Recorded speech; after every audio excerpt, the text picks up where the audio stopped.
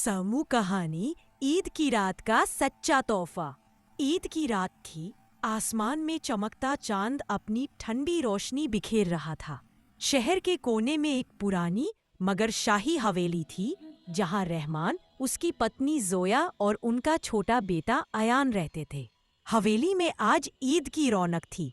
Kitchen से बिरयानी, कबाब और shear खुरमा की खुशबू पूरे घर में फैली थी।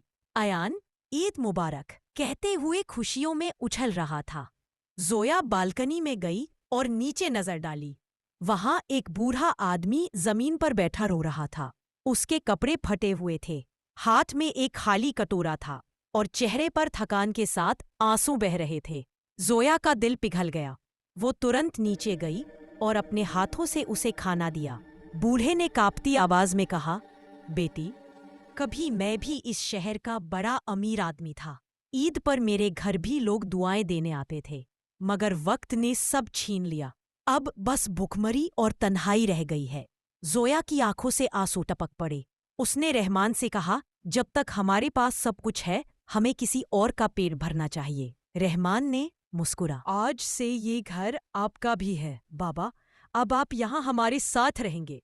बूढ़े ने आसमान की तरफ देखा और कहा, अल्लाह तुम दोनों पर अपनी रहमत बरसाए, तुम्हारे घर में कभी कमी ना आए।